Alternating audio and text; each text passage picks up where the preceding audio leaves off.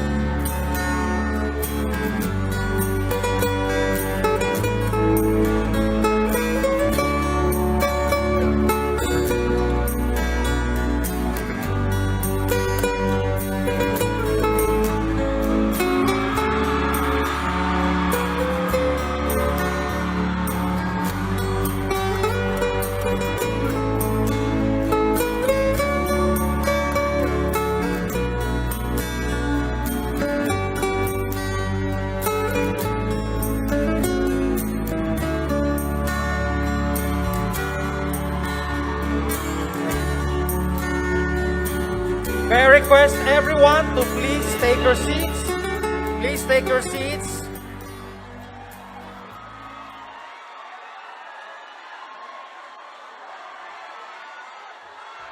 Please be seated. Ladies and gentlemen. Ladies and gentlemen, distinguished guests. Okay. Maupo na po tayong lahat at magsisimula na po ating programa.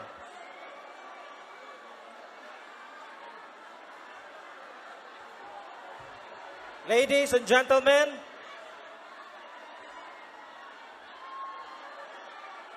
the Ambassador of the Republic of the Philippines to the State of Israel, Mr. Nathaniel Imperial.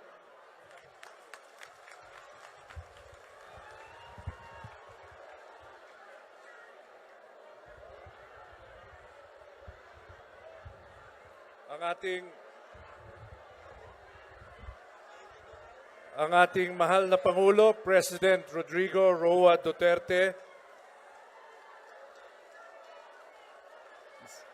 mga kagalang-galang at pinagpipitagang miyembro ng kanyang kabinete, Honorable Senator Richard Gordon, mga kagalang-galang na miyembro ng mababang kapulungan ng Kongreso, mga gobernador, Mayor Sara Zimmerman Duterte, Mayor Lani Cayetano, mga piling panauhin, mga kababayan na naninirahan at nagtatrabaho sa Israel, Erev Tov, maayong gabi sa inyong lahat. Mr. President, masayang-masaya po ang lahat ng Pilipino sa Israel ngayong gabi.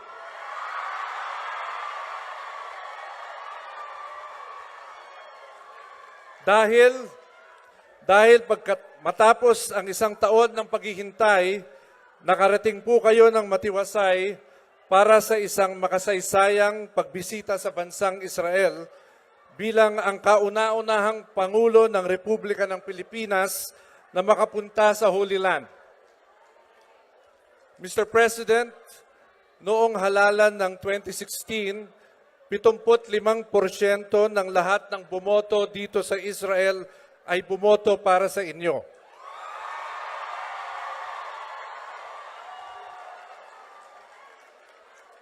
Nandito po silang lahat ngayon upang ipakita ang kanilang pagsuporta sa inyo. Sila ay nanggaling pa sa malalayong lugar ng Israel. Merong mga taga Haifa, merong mga taga Tel Aviv, at syempre, meron mga taga-Jerusalem.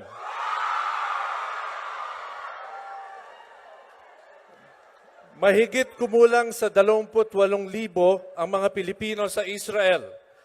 Karamihan sa kanila, mga 24,000 ay caregivers.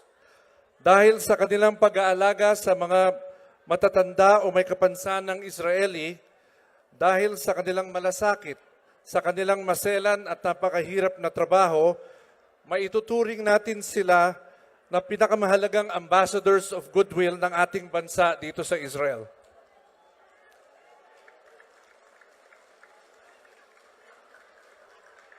Masasabi natin na malaki ang naitutulong nila sa bansang Israel sa pagharap nito sa problema ng isang tumatandang populasyon. Dahil na rin sa kanila, magaangan loob ng mga Israeli sa mga Pilipino at sa ating bansa. Sila ang nagsisilbing tulay sa pagitan ng ating dalawang bansa. Nagpapasalamat po kami sa ating Pangulo, sa Department of Foreign Affairs, sa pangunguna na ni Kalihim Alan Peter Cayetano at sa Department of Labor and Employment sa pamumuno ni Secretary Silvestre Bello III sa pagtatapos ng negosasyon para sa labor agreement sa pagitan ng Israel at Pilipinas. 8 taon din nating hinintay ng mga caregivers sa Israel ang isang progresibong government-to-government agreement na inaasahang magbibigay wakas sa mataas at illegal na recruitment at placement fees na ipinapataw sa bawat caregiver na pumupunta sa Israel. Maraming salamat, Mr. President, at sa wakas ay mapipirmahan na ang kasunduang ito sa harap ninyo at sa harap ni Prime Minister Benjamin Netanyahu bukas.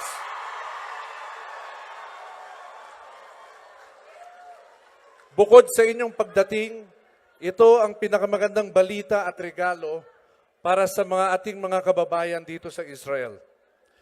Dito ko nawawakasan ng aking pambungad sa gabing ito dahil alam kong gustong-gusto ninyong marinig ang ating Pangulo. Shalom at danghag salamat sa inyong lahat.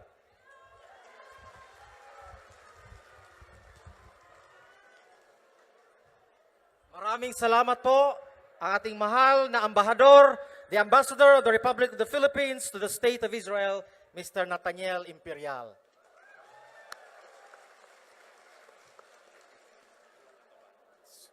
So, in a little while, take things cooler. We have our intermission. Your beloved, Mr. Howie Danao, Raise Me Up.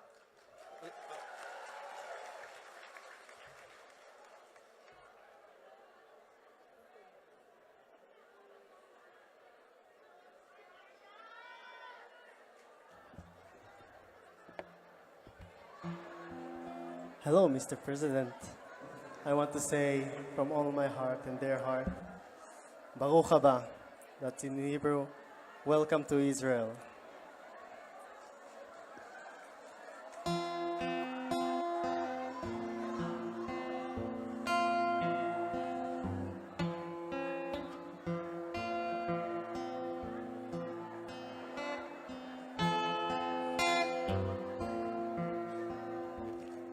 When I am down and all my soul so weary, when trouble comes and my heart burning, and I am still and wait here in the silence until you come and sit a while with me.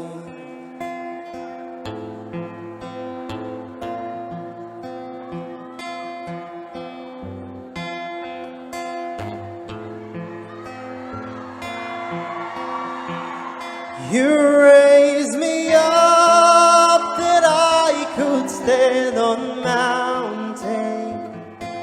You raise me up to walk on storm and sea.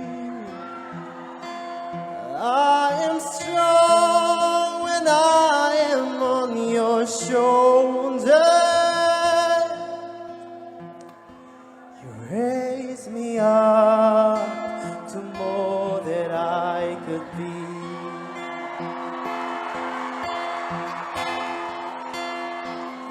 You raised me up that I could stand on mountains. You raised me up to walk on stormy sea.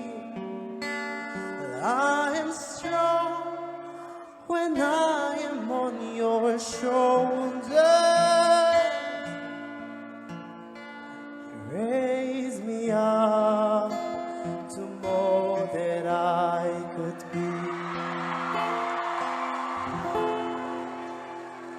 Thank you. Mr. Howie Danao. This is a special song number of our president. Mr. President, you raised all of us up. Thank you, Mr. President. And for our next number, this also holds significance and meaning in our president. This is his favorite song number. Ladies and gentlemen, it is my pleasure to call on Miss Rhea Renya. Ikaw.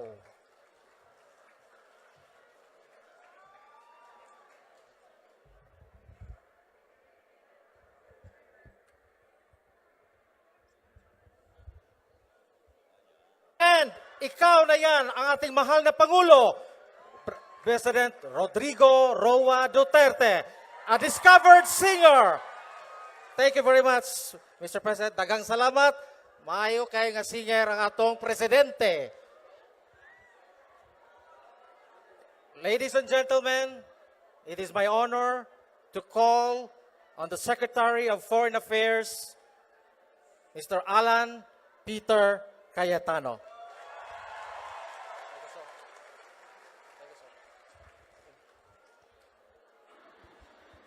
Mga babayan, ang mahal natin at ang nagmamahal sa atin, Pangulo ng Republika ng Pilipinas, Pangulong Rodrigo Roa Duterte.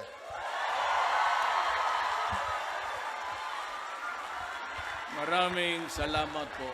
Kindly sit down.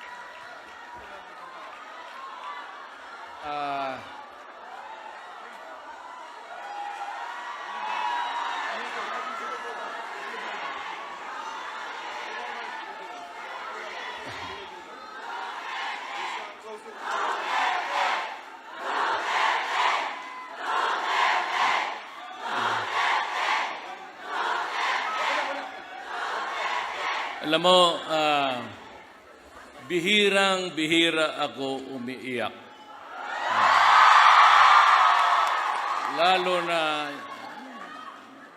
nung I could remember maybe the times that I cried, my father and mother died, but rare, very rare. Ito lang ang bisita ko na maybe I will do it again. I really do not know. But this is the first time na paluha ako na nandito ako sa aking mga kababayang Pilipino. Maybe because nandito rin ako sa Holy Land and do not believe that hindi ko naman sinabing hindi ako naniniwala ng Diyos. Sinabi ko lang, ayaw kong maniwala sa Diyos mo. You know, when you attack me in public, using God as a platform, picturing me or portraying me as a devil, you open the issue to debate. But I believe in the supreme God that my father and mother passed into me. So, huwag kayong maniwala dyan sa intriga na hindi ako naniniwala ng Diyos. Politika lang yan, kagaya ng ngayon, sinasabi nila na may shortage daw ng bigas, marami namang bigas, paparating pa nga dito . Ngayon, sumubrang, those are politics. But I would like to remind you that I won because of the vote of the Filipino. Alam ninyo na wala akong, PDP was a political party, but it was moribund, hindi masyado active, with a few members. But when I ran, it has become the party now because of the one, pagka-presidente, ikaw talagang mahawak ng partido. So, maya ko lang ipakilala yung mga bisita natin because I have some urgent things to tell you. First is, I would like to thank Israel for inviting me to visit the Holy Land.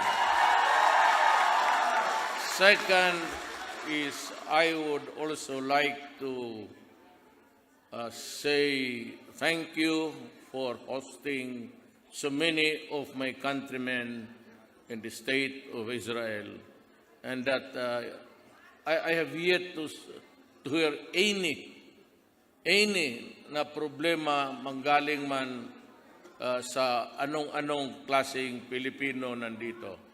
You know, alam mo tayong Pilipino ganito. We speak different languages.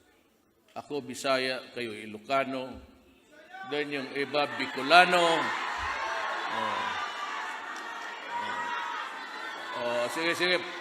Sige, puro gwapo na lang para pagpapaganda para.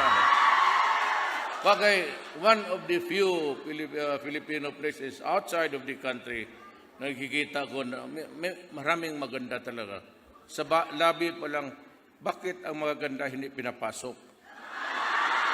Bakit ang mas maganda lang ang pinapasok?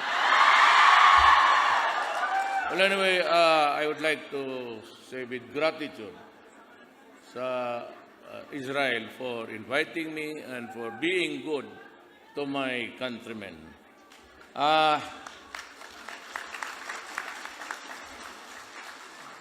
Besides, siguro, ang asawa ko, Zimmerman. So, one of the few yung pumunta sa Pilipinas noong when there was war in Europe. They were there to seek sanctuary. They were there to avoid the trouble of the times. And my daughter is Zimmerman, one of those descendants nila. Kaya pero ito lang ang Zimmerman na nanuntok ng sirip sa... Well, that is the first. The second is I'm here because of the sheer number of Filipinos. And I would like to just have a dialogue with the government. Tingnan ko kung anong maitulong ko para to better manage the huge number of my countrymen here. And after that, I'll go to Jordan also. There are 48,000 doon. Mga 28 kayo dito. It behooves upon me to see to it na yung mga kababayan kong Pilipino are in the best of health and a state of living na maganda. One of the best places that you have to. And I don't mind, isa sa pinakamagandang lugar na pwede mo talagang mapuntahan and you are treated as a human being. Kaya if hindi naman minasama, if it is not really a wrong proposal, pardon me, but if Israel would want, ipadala ko doon lahat ang Pilipino dito. Kasi mas maganda ang buhay dito. Well, ngayon about my job, I said you voted for me. I never had, except for the help of Amy Marcos, in Luzon and Abet Garcia of Bataan. Wala na po akong leader. Ni barangay captain isa o kagawad lang man, wala ako. In the entire Visayas where my father comes from, Cebu, Danau, wala nga ako doon. In the entire region, sa Cebu, wala akong isang, doon ang tatay ko na pinanganak. Ha? Ni wala akong isang, paski konsehal na barangay. And in Mindanao, well, of course, katagaroon na kasi ako, I was nurtured, and I grew up in Mindanao, so Mindanaoan talaga ako. I would never claim to be anything else except a creature coming from. So nanalo talaga ako, and it was because of my messaging. Now I'd like to tell you that I came here for is really to explain to you na all the promises that I have made to the Filipino, kino-comply ko ngayon. Madali lang kasi ako noon matapos ng speech because I had none. Except that I said, if you elect me, about 5, even during the presidential debates, I was the first to finish because kukunti lang ang masabi ko. Ang sinabi ko lang sa Pilipino na I will try to stop corruption in government. Ginagawa ko po iyan. And the first to benefit from that order was ang mga kababayan ko, even returning to the Philippines. Wala na hong inspection ngayon ng mga bag. Pinagbawal ko talaga yan. Wala na, magpag-uwi kayo, wala nang, alam mo kasi, I really find it almost unsettling na wala no particular administration na pagbaba niyan sa pag-deplane sa cargo, it goes down to a bodega and it is loaded to conveyor going up. Meron na ang X-ray doon. Bakit po mag-X-ray noon? Kaya sabi ko, tanggalin na ninyo yan, pati yung putang.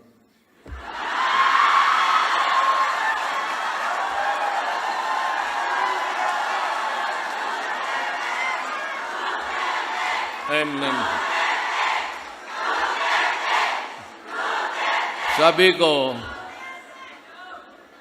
bakit? Pati yung tanim, pag nahuli ko kayo dyan, sabi ko, kakainin mo talaga yung yawa ko. Ngayon, wala na yan. Kung tanim pera, huwag na lang kayong maingay, didalagnin mo na. Pero you can go in and out sa customs ngayon, wala nang may X-ray. Kung walang silbi yung puta, tapo na natin yan. So, yan ang isa dyan. No more siya. Ni-warningan, Tugadi is here.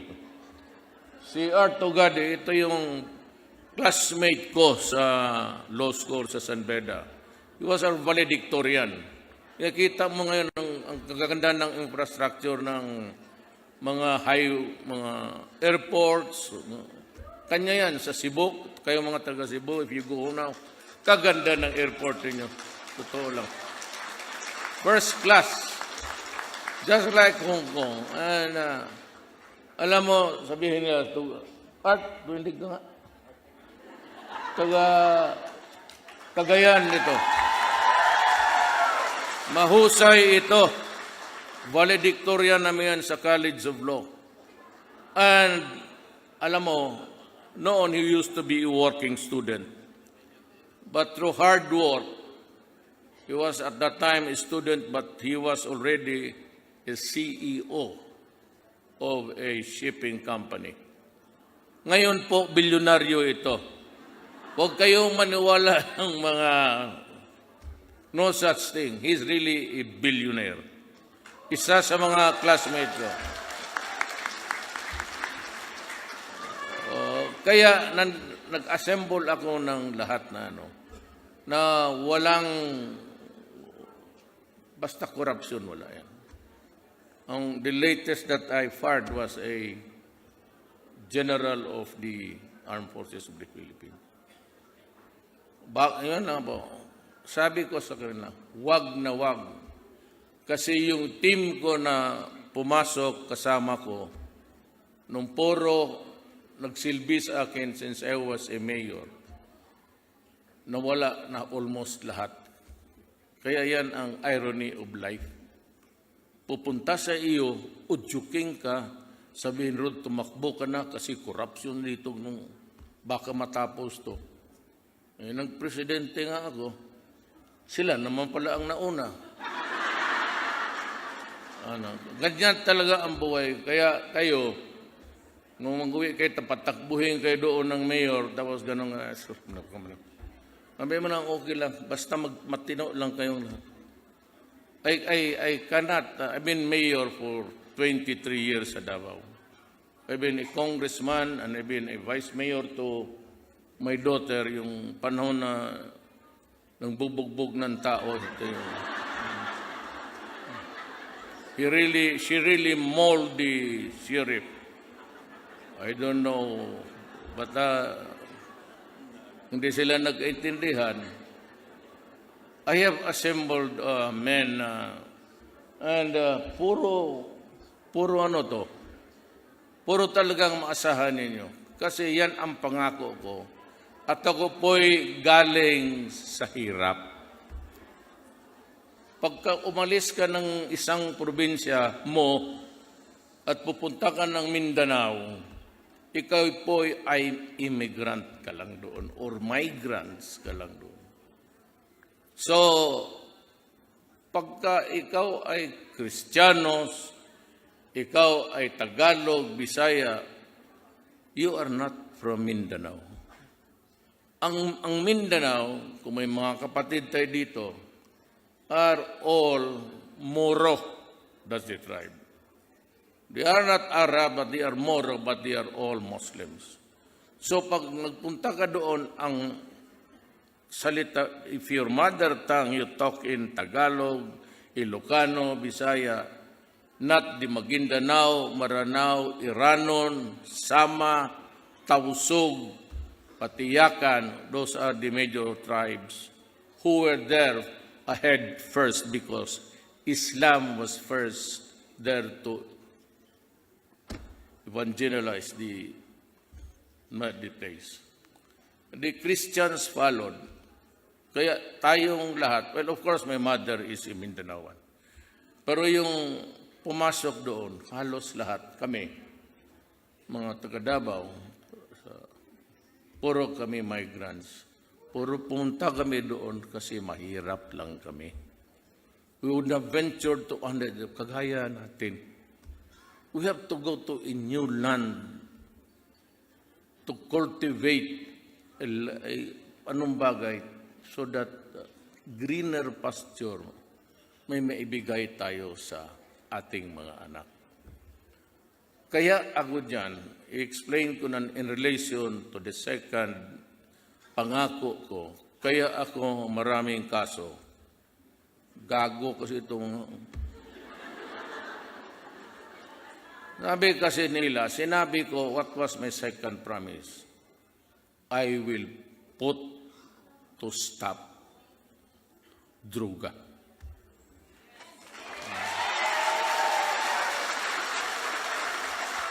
When I became mayor of Davao, I said to the community, I am going to build a city not for rich people because that is an economy, laro ng ekonomiya yan. But I will build a city that will be comfortable for you. So sinabi ko, do not destroy the city that I'm going to build for my Davaoeño brothers and sisters. Do not destroy our children. Kasi yan lang ang kayamanan namin. Pag matanda na kami, hindi naman kami milyonaryo. So pagtanda namin, papaaralin namin yung mga anak namin. At matanda na kami, somebody will feed lugaw, for our medicines, magbayad sa oxygen mo, pagkatapos magbili ng memorial park para ilibing ka. Kasali na ang punerarya dyan. Mahal masyado mamatay. Do not do it because I will kill you.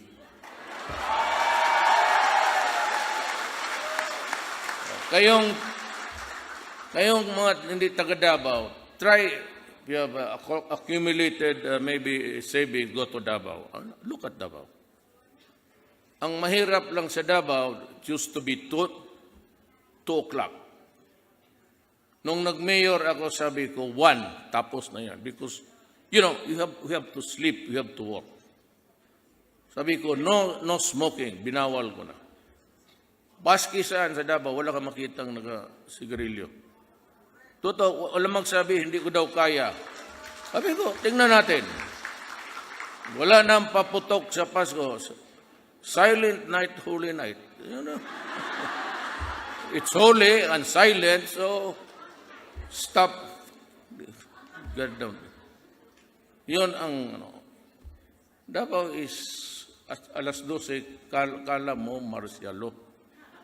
Tahimik na talaga ang Davao. Totoo yan. Punta man kayo. Tapos, pagdating ni Inday naman, ewan ko kung anong nakain ni Inday. Ginawa na niya, sabi niya, sige, alas 12 na. So ngayon, alas 12, mas matahimik na ang Davao. Walang lumalabas sa Davao. Yung tambay-tambay sa kanto. Makita ka nito, pagdaan niya, wala, huli ka. Wala talaga sa Davao. Yung mga tambay-tambay sa gabi. Malinis ang daan. Meron dyan, convenience store. Meron dyan, pero yung bugoy-bugoy, wala na. So gusto ko sanang gawin sa Pilipinas yan.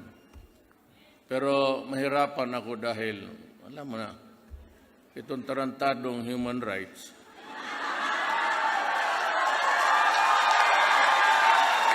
Well, I am not referring to any particular person or attributing it to a personality, no? But alam mo, matindi, sabihin ko na sa iyo ngayon, the running of drugs in Southeast Asia was taken over by the Bamboo Triad. Yung noong sa Asia nag-ooperate. Where there are a lot of puppies in some countries, I cannot name them, I do not want to offend anybody. So dito naman sa Amerika, malakas ang cocaine because Senyalosa is trying to control the flow of itong container worldwide. Yan ang ginagamit nila. So Senyalosa of Mexico is trying to control the containers. That's kung saan-saan nila taguan. Kasi I was able to apprehend 67 bricks of ganito ka. And the containers ng... So, malaking away ito. And you know what? Yan nga. We kaya rin nyo. You work. You are far better, luckier, and more happy here. Sa ibang lugar, what do they get? Abuse? Sleep is 3 hours. Kasi isang employer, tapos yung anak ng bahay niya, anak ng putang ina niya. Linisin niya lahat yan. That's why it's limited to 3 hours. It is a uniform complaint. When they get home, they say 2 or 3 hours a day. And the food is not Kaya I will not name any particular country, but of recent events, I was able to, sila ni Bebot, provided these are the conditions. I'm not going to mention it here total. Nandito, you're in the best of care. And I said, iba na talaga ang Israel because it knows how to define a human being.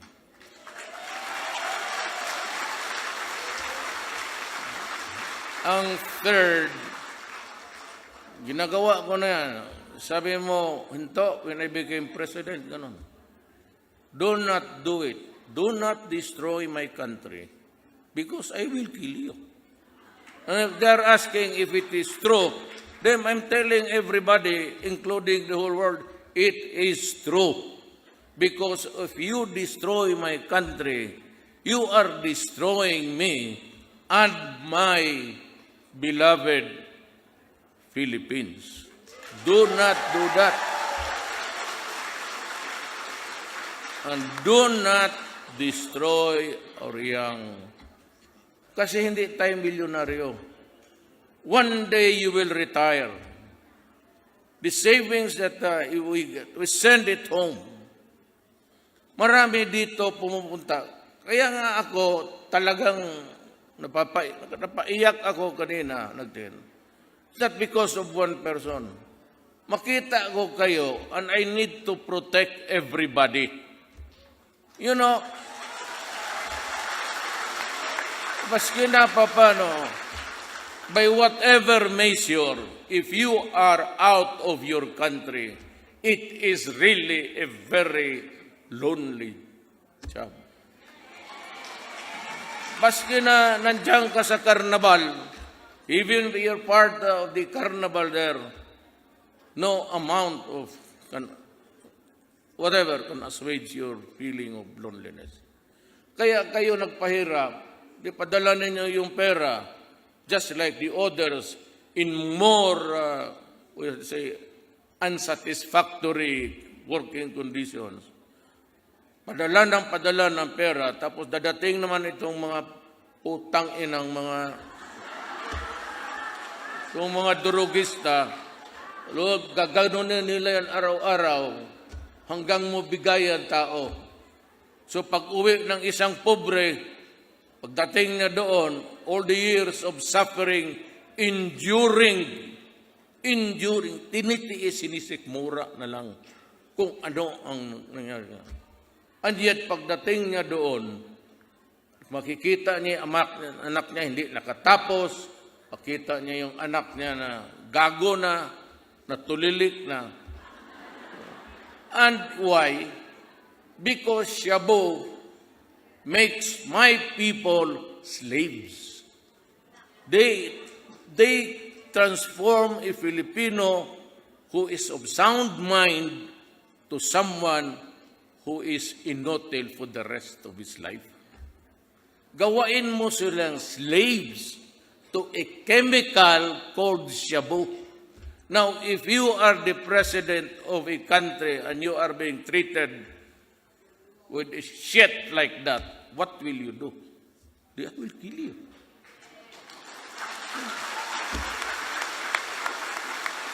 That would be in defense of my people.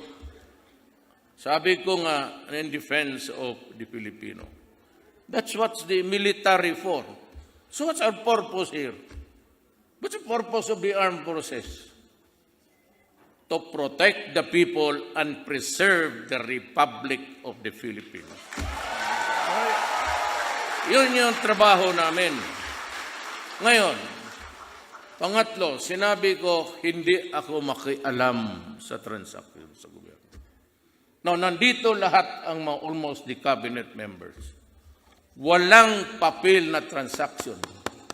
MRT, LRT, big projects, billions of projects, dam, it does not reach my table, either at home or in the office.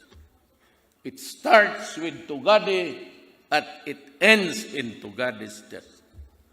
It starts with Bilio's job and it ends there. He makes the decision.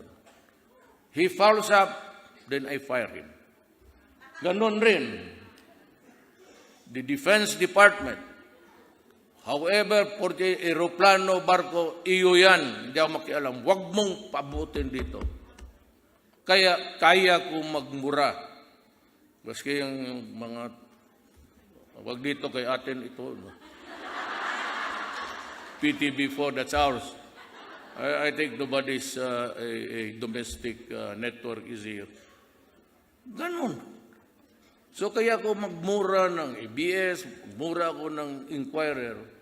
Wala kang makuha sa akin. Hindi ako, wala yan. Ako basta sweldo lang, wala ako ibang pirma. Honest. Sinabi ko sa ako, wala akong ibang pinipirma, allowance ko, wala. Sweldo lang. Galing doon sa land bank, pasok nila, tapos magdating doon sa nanay ni Sarah.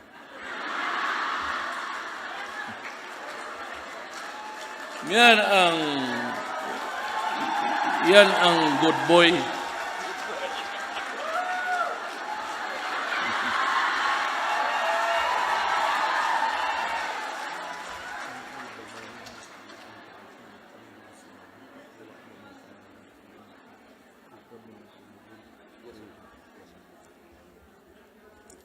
Akong Bisaya yon. Sinabi ko, hindi ko napatagalin ito, kay gutom na ako. Puro utot na utot na ito, hangin. Hindi ako nakakain, siyempre nakatulog ako pag gising ko, palanding na pala. Pag ihi ko, sabay utot, walang laman. So, then the third is, sabi ko, I will have never, I will allow any transaction. And fourth is that I will talk to the enemies of the state to seek peace. So I'm talking to the NPA. Ito naman si Season kasi. Palambasa, ang binabantayan ko, ang complexion ko, discoloration daw. Alam mo, alam naman ng mga ano yan, hindi ako nagagamit ng, pupunta ko ng mga kampo sa military, ang init yan, maglakad ka pa. Yung sunscreen, ayaw ko yan. Kaya nasusunog, pero if I take a few days off, mga 1 week after, 2 weeks, nawawala yan. Pero pinapakialam niya na kumatos daw ako.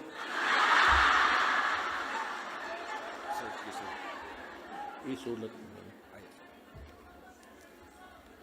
Nga dito pala sabi, huwag kang bad words kasi nandito pala.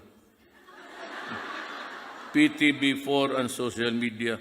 So a lot of our countrymen are listening now. Well, just the same, if I want to, ganun talaga ang bunganga ko. Ewan mo bakit? Pag nag-init ng ulo ko, ganun talaga. Baski saan? Even in diplomatic, pag ako'y nagtulilik, tsaka may sakit ako ganito. I grew up in a place na halo kami. I could understand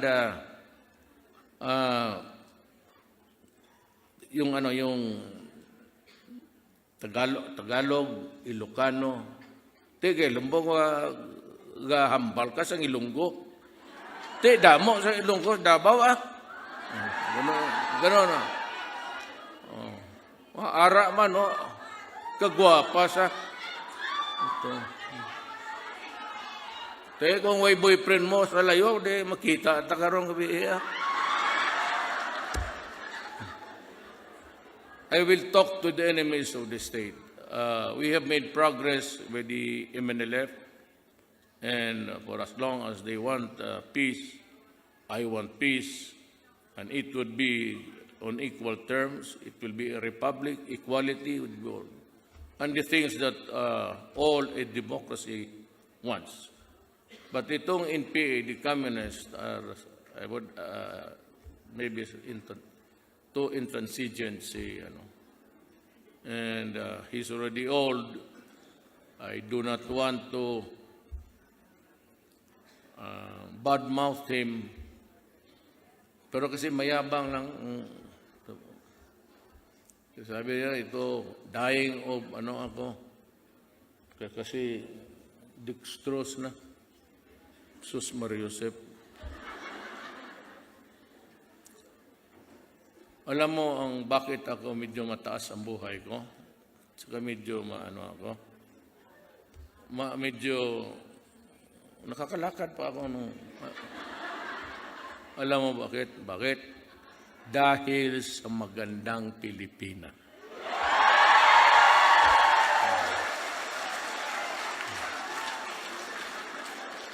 At marami yan. Sabihin naman nila, misogynist ako, woman, Kaya ito mga magsabi ko lang, may maraming rape sa, sabi ko, siguro, kasi maraming maganda sa Davao. Hindi ko naman sabi ni rape lahat yan. But you are almost mesmerized or tempted. Kasi that's how you control yourself. That is a democracy. Freedom of expression. And the third is that I have invited everyone.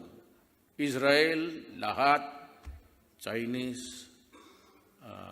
Although I have this basic, kami sa Amerikano may anuhan kami.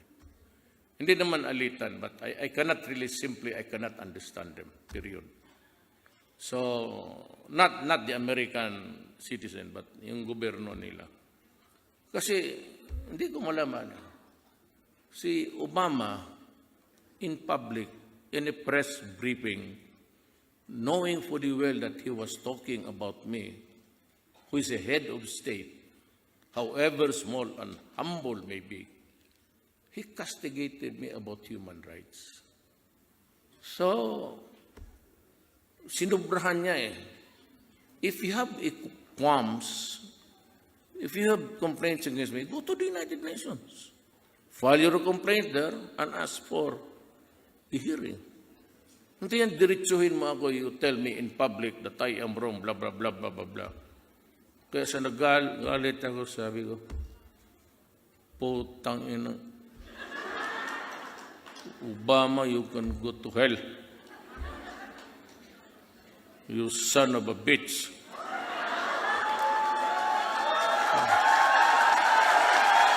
Sinabi ko yan. Because he was not a civilized person anyway. Being a president of the republic, of a republic, you ought to know the basic rules. You do not criticize, especially if it is a problem of the country that you are criticizing. You don't know anong solusyon mo. I look at America now. Tignan ninyo Netflix, yung dope and everything. They're suffering. Ngayon, here is America. Then comes Trump. Trump is a good friend of mine. He is. Because he speaks my language and he's a bit warmer. Obama was a cold person. Malamig. Always at a distance. Even his talkatives. But Trump, hey, Rodrigo, you're my guy. You're my guy here. You're doing it right. I will follow you.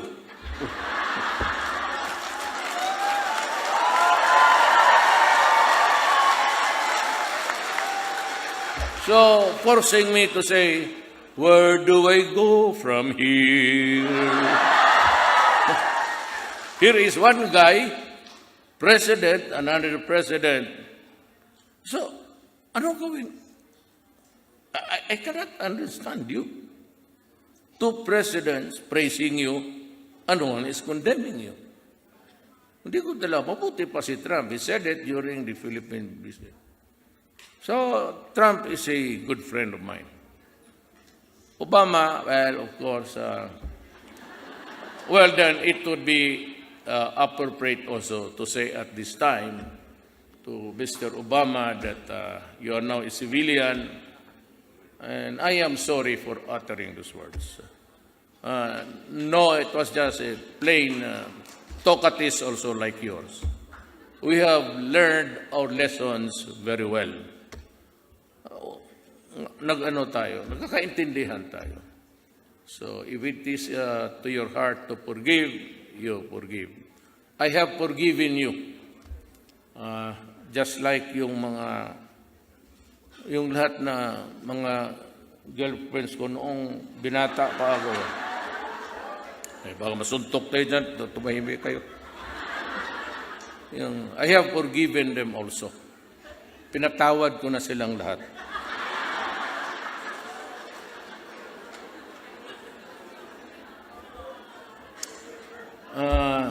Ano pa ba? Yun lang ang mensahe ko. Basta mahal ko kayo at magpakamatay ako.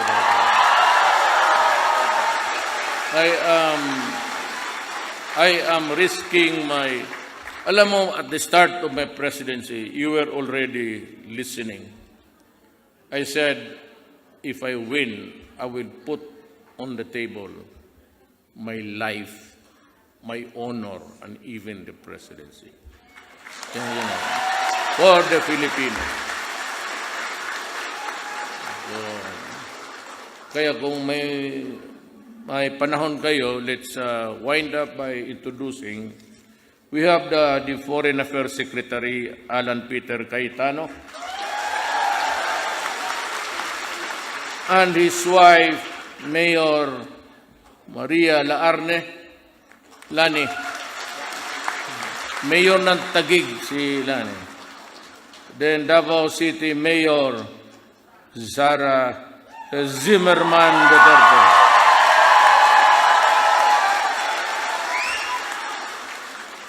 Ayaw ko kung saan ito magkampi. But I am sure, even during many times, pro-Israel talaga to.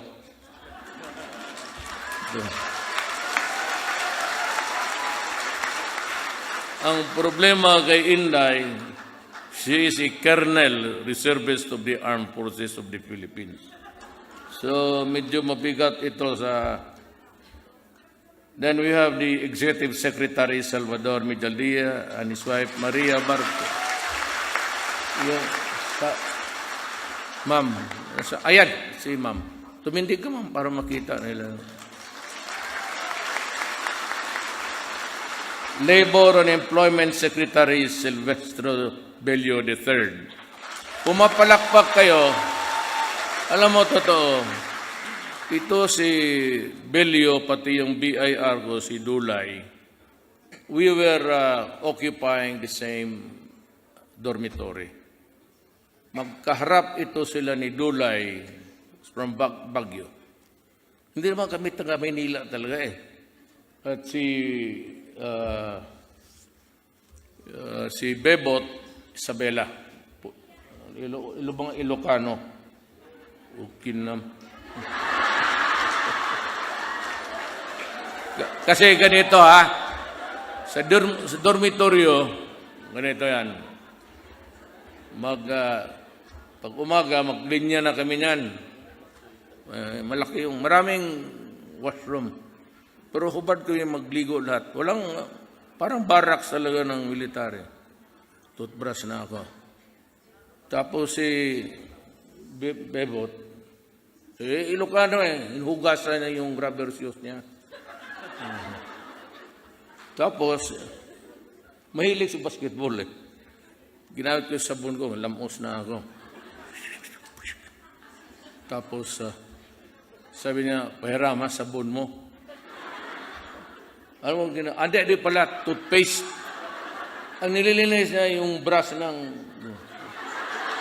Pagkatapos, kuha siya ng toothpaste, siya, pahiram ha, ginano niya yung sa tubig.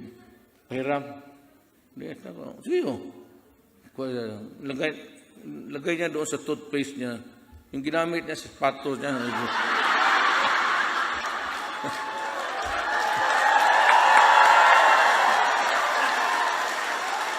Totoo yan. Masyadong bright. Ilocano, kaya then isa Ilocano. Puro karamihan sa cabinet members ko, mga puro ex-military. Si Delfin Lorenzano, he's from Pikit, Cotabato, North. Pero ang migrant yan sila from Ilocos Norte no? Ang ancestral province, no? Pangasinan. Pangasinan.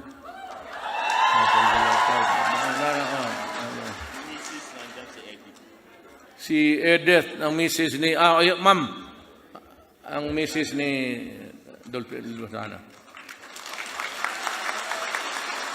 Alam mo, hindi ko kayo binubula, ha? Lahat ng cabinet members ko, puro bright yan. Then, si Secretary Medialdia, a bright guy also, abogado to. He's my executive secretary. Then, Alan Peter Cayetano, bright to. From UP. Then we have Mon Lopez, yung go negosyo, kanya yan. DTI, Department of Trade. Bongo has been my executive assistant. Ito, ang masabi ko lang, kung workings lang sa government, he was my assistant. Kasi yung original ko, kalaro niya, tapos bumagsak, namatay. Pero military yon, ito si Bong hindi, sabi niya na ako na lang muna kasi wala ka pa. Nabigla ako yung gabing yun eh. Sabi niya, ako na. Sige. So, pero ito si Bong, baka akala kasi nito Chinese, ang tatay niya. Ang nanay nito, Tesoro. Taga Batangas. Yung barong. Tesoro, totoo. Kasi akala nila, minimalit na kasi, alam mo, Chinese go. So, pero totoo dyan, ang nanay nito, Tesoro. Bilyonaryo na yun. Totoo ka, anak, totoo. Talagang anak mayaman to. Wala itong ginawa kung hindi Pero graduate ng Lasal to. Lasal boy ito. Kaya lang, yung word assistant, akala mo walang nalalaman kasi assistant lang. But actually, bright, ito yung mahusay rin sa lahat. Yung anong pinapagawa ko. Alam na niya. Ito, hindi ako nagpapatawa. Yung katapusang commander ng NPA, pati yung presidente, kilala niya. Kasi nasanay sa akin, labas-pasok rin ako sa politiko eh. Alam mo yung Inday, minsan kinausap namin yung NPA, siya lang. Kasi yung project niya, ginugulo ng NPA. Sabi niya pa, samahan mo ako. Tangina yung mga NPA na yan. Kaya kami ng bukid, usap sila. Sabi sa huwag kang sumali. Kung hindi ako sumali. Yan lang kami ni Bong sa labas. Tingin-tingin kami sa mga baril ng NPA. So, marunong ito.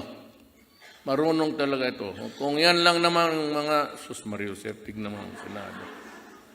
Ang akin, hindi ako nagtuturo ng tao. But next time, kumuha naman kayo ng yung medyo may tingnan lang naman ninyo yung biodata.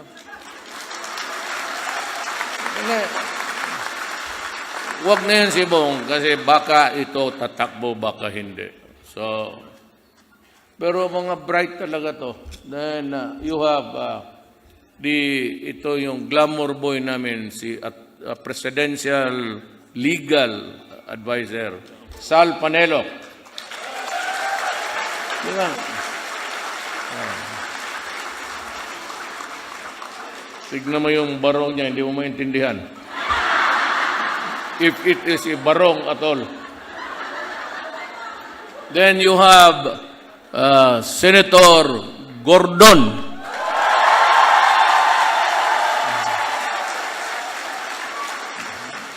to contend with this guy. He's very talented. And I don't know, but someday he will go up. Then sunod si Harry Roque. Kasama niya ang misis niya, si Myla Roque. Then si Tony Boy Florendo, Davao.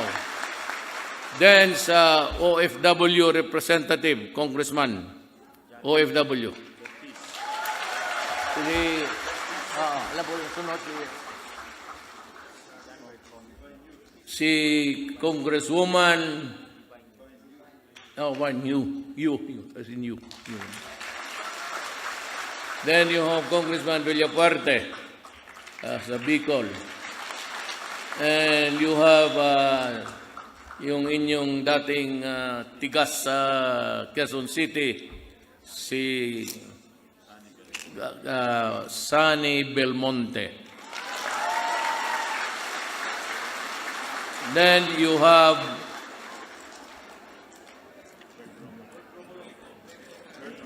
Bert Romulo. Ayan. Tapos, Bots, Greco Belica.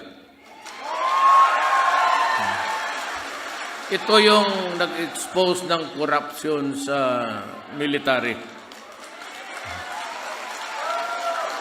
Member ito ng Presidential Crime Commission. At pinapatakbo ko, ayaw eh. Totoo. May prinsipyo ito. Wala itong ginawa kung hindi mag-expose ng anomalya sa gobyerno. Then you have puro military man ito, hindi ko pakilala. Isa lang yung kasali ng kudita, si Allen Kapuyan. Balik gobyerno na yan. Then Ambassador Rafael Harpas. Sir, ating ambassador. I'm sorry. Ang ambassador nila doon sa atin. Bago lang siya ang pinatita. The other day, he went to Malacanang. Was it the other day, sir? Yes. And he was talking about my visit tonight with you. Seated beside him is the former ambassador ng Israel. So, mababait ito sila sa atin. And may I just also tell you that during the I would not want to keep it a secret. Anyway, alam naman ng lahat. They provided most of the intelligence gadgets that we use to win the Marawi search. Galing. And they have provided us so many to keep our country in order and peaceful. So, kanila yan. And si Moka, maraming kalaban.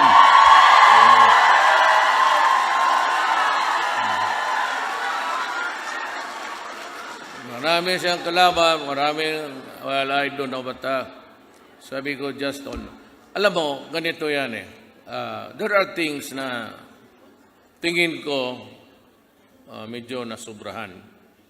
But just the same, as a president who is sworn to protect the Constitution and enforce it, it is covered with yung privilege na freedom of expression. Wala kung ano niyang gusto niyang sabihin, kay empleyado siya ng opisina ko o sa labas as a private citizen, that is not really my concern.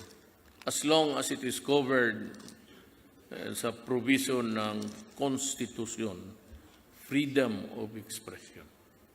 So, ano siya? Tapos, dito tayo sa likod, noong nag-ano siya, but I would not ask him to go out of the cabinet now. But I'm eyeing him kasi disiplinado at dumaan ito talaga sa lahat na kahirap, all that a military man, a soldier would suffer. Ang former chief of staff ko, si General Anyo, DILG secretary na ito ngayon. Kinuha ko talaga to kasi sabi ko, tumakbo ka ng senador. Remember him. Baka wala na ako sa opisina. I might be out of office at that time or not enough time to campaign for anybody. But if this name crops up, remember him, I told you na. Pakinggan na lang ninyo. General Anyo. Talagang disciplinarian. Kaya behave ang mga mayors ngayon. Because DILG, it has jurisdiction over local governments. Tapos, ang isa pa, talagang honest ito. Ang ano lang, akala mo, sa totoo lang, makita ng pinakagagong empleyado sa gobyerno ngayon. Alam sino? O totoo, so, sa ugali lang. Well, I have my faults before, mayor, congressman. But it was never a question or issue of money. Pero kung sabihin mo minarama, bugoy style, ako yun. Ako ang problema ninyo. Pero wag ko lang nakawin yung pera ninyo, okay ka. Ako lang sumasagot talaga. Ako lang yung presidente na magsasabi ng putang ina ninyo. Narinig naman ninyo. Talagang pumuputok ako. Yung mas mabuti rin gano'n kasi nakita ko mas medyo may sintak na kunti. Kasi magsabi sila, si Duterte, okay ba itong araw na ito? Kasi okay yan. Bago silang sabihin mo, may pag-usapan. No? Kasi kung hindi ka rin, basta na lang, anuhin mo yung kababayan, hindi ito pwede. Hindi talaga ako nagtatago ng samang loob. Sila tuloy yung mga military ay nagsasabi, huwag lang muna gano'n, isip ka lang. Ha? Ako yung, pero ako rin yung nauna, pag may magdaan na babae dyan sa Sinan, yan yung bagong, sa opisina ko, i-assign mo yan. Kaya gusto ko, hindi, biro lang yan. Pipick upin naman, tanda na ako, 73. Nandiyan pang anak ko, naging 78 na tuloy ako.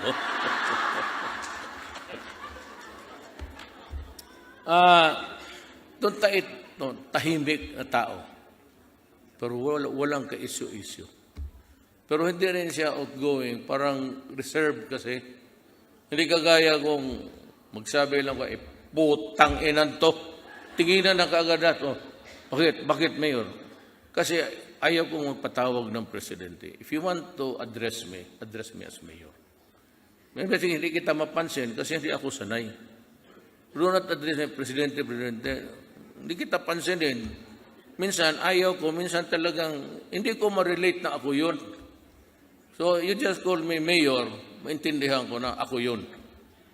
So itong tao na ito, he's tried before, but he is really, magtanong ka sa syudad niya. Mabait ito. He is known for his gentle manner. Kung magsalita yan, basi ngayon, pasalitain ko, halos hindi mo marinig. Kasi ako nandito, hindi naman ako gaya kay Duterte na unang hinahanap ang magaganda. Puro maganda man silang lahat dito. Kaya ba kaya niya? Kaya ligawan. Ganito, ganyan niya sa magsalita. But talagang, kung maghanap ka lang naman, kaya sabi ko, Tignan mo na yan. Yan puro ingay. Wala namang totoong lumalabas. Wala namang investigasyon. Pagkatapos na hiyain mo lang ang tao, wala namang demanda. Yung gano'n na mag-grandstanding para lang mapansin. Pero sa totoo lang, gusto ninyo ng worker. Yung tao na, totoo, congressman pwede kayong mamili, maski sino. Pero yung mga senador, lalo na, malayo naman sa inyo, choose the best. Ngayon, hindi ako magsabi na sila yon. Marami pang Pilipinong dadating dyan na tatakbo. Pero, please naman, maawa naman kayo sa bayan ninyo. Kikita mo naman yung ano ginagawa ng iba. Gawain mo dito, mali ka. Gawin mo ito dito, mali ka. Saan mo ako gustong pumunta? Yan ang mahirap sa ano. Kagaya ng drugs. Ilang beses na ako inatake nila. Ilang beses ako inimbestiga. I never changed my story. The narratives is still the same. Basta sabi ko, ang bayan ko, huwag talaga ka because I will kill you. Baski ikaw, sabi ko, ikaw, congressman ka, senador ka, kumawa ka ng droga. Pag hindi kita katayin, let's say ka, kaya never, wala akong drama. Pero may mga tao na well-meaning na mabait talaga. Isa ito ng hinayang ako. Yung mga crisis sa Bicol, pagputog ng bulkan, ito naman kasi si Mayon, mayat maya, mag-init ang ulo. Takbuhan naman kami doon. Si kanya, Villaperte, kanya lugar man yan. Bakit mainit ba ang Mayon dyan? Pakilala ko lang sa inyo. Subukan lang ninyo. O, walang talo-talo rin ito. Nag-graduate na lang. Si Francis Tolentino, the former mayor of the... Yan. Gusto niyo ng mayor na mambait o senador na nagagamit. Sayang kasi 13 yan, tapos 12, tapos 12 na puro ugok. Susut, patay na. May mga tao naman dito na tapos itong taga-Pangasinan naman. Ito yung dating PSG ni Arroyo at saka naging Chief of Staff. Pareho sila ni John Anyo. General Esperon, Pangasinan. Then Artugade, nasabi ko naman, Bebot. Ngayon, ang ating Minister sa Energy, mga oil, gasolina, taga mo na pa. 2 minutes, 3. Alam mo, yung mga minsan mag-insulto sa ating bayan, nakakainis yan. Huwag daw ako magmura. Sige, yawa na lang. Bisaya man yan.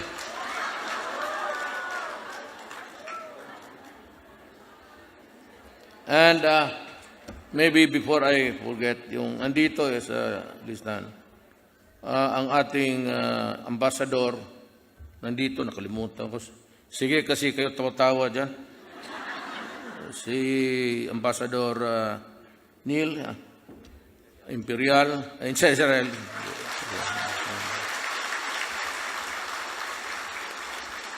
So, na-complete na. Nandito. Tama. Nandito pala si Governor Chavit Singson.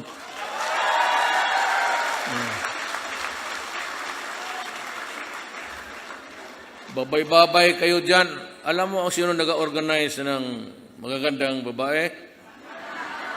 Siya yung franchise owner ng Miss Universe. Pero sa awa ng Diyos, ni minsan walang pinakilala sa aking isa. Dinala lahat doon sa Bigan. Tapos si Governor Charis Umali. Kalapit ko makalimutan, ma'am.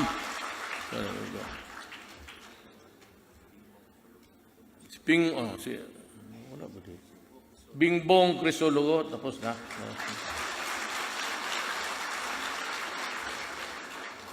Tatakbo ka ata ng mayor sa Quezon City. Bakit? May naghihintay babae doon sa Ilocos Sur? Bakit hindi ka na makabalik doon? Sinasabi ko na sa iyo noon, Bingbong, tama na yung 2-3 pamilya. Paano ka makauwi ngayon doon sa inyo? Malalaki na yung anak mo sa first and second. Pakang ka talaga dyan. Yan ang mahirap. Ang akin, ang kasalita mo lang. So, si Alcose ng, Basbate. Mindoro. Mindoro. Basbate. Makalapit kasi yung lugar na. Tapos si Harry, tapos ka naman, no? Si Harry Roque.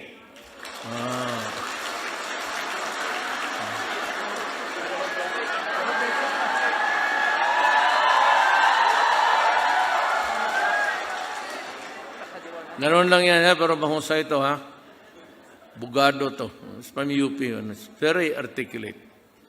Yan ang pinakamagandang, yung medyo smart alert, tapos may alam. So, ito yung nandito ngayon. Ito sabi ko yung mga bright. Talagang bright to sila lahat. Kami ito si Tugade, 94, 93, 92. Tapos kami doon sa likod, 76, 74. Totoo. Nag-graduate ako ng high school, 7 years. 7 years. Ako yung original K-12.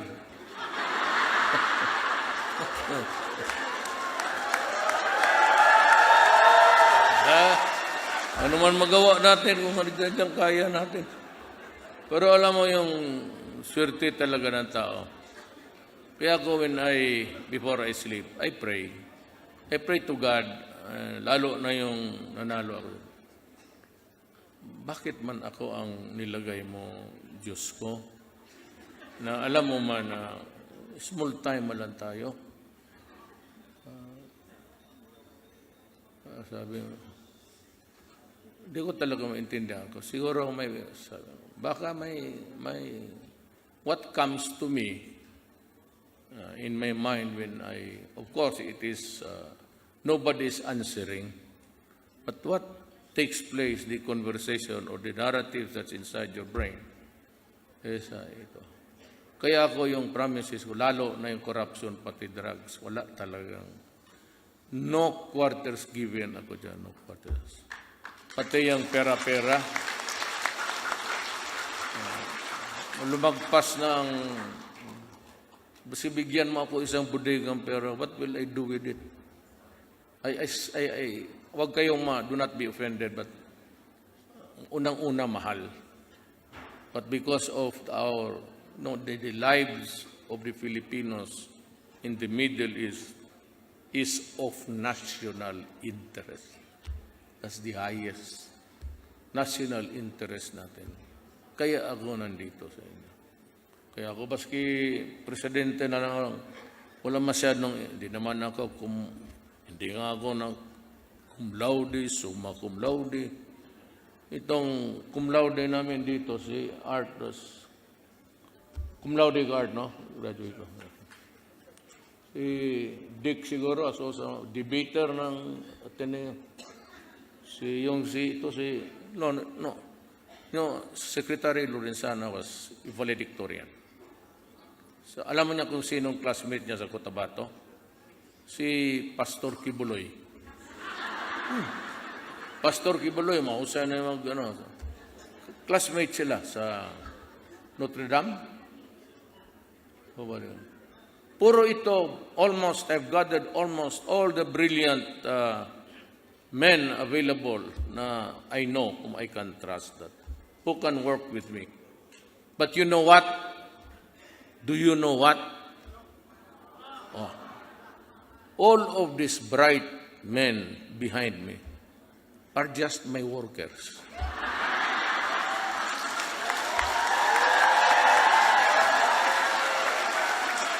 So if you have a son who is consistently 75, let him be.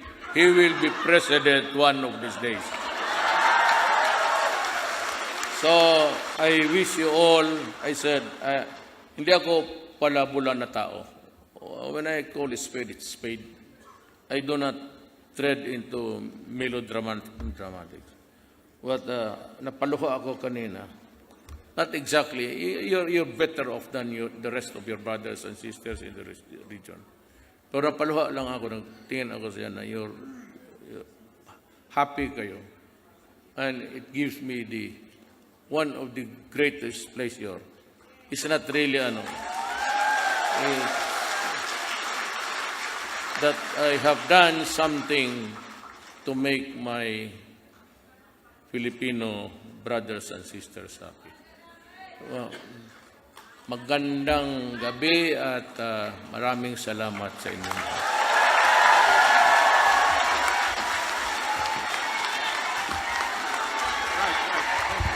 Ladies and gentlemen, His Excellency President Rodrigo Roa Duterte. Maraming salamat po ating mahal na Pangulo. We will now have a photo op, a groupie photo with the President and all of you, mga kababayan, sa kanyang likod. Please remain standing to have your photos taken. Thank you.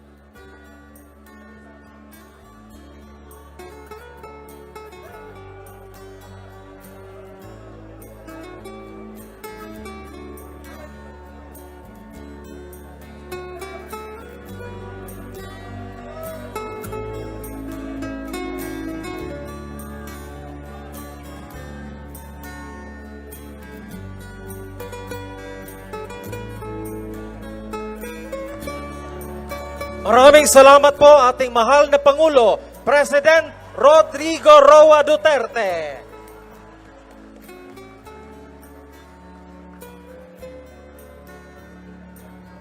In this historic visit to the State of Israel. Once again, a big round of applause to our President, President Rodrigo Roa Duterte.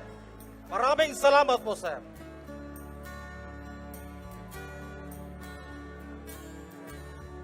So please remain on your seats as the President exits.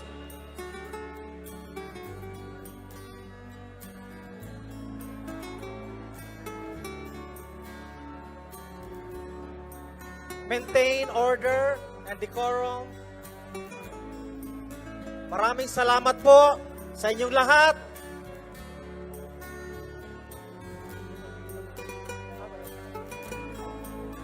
Sa mga kababayan, maraming salamat po sa pagdalo niyo po dito sa Ramada Hotel sa isang historic visit ng ating Pangulo.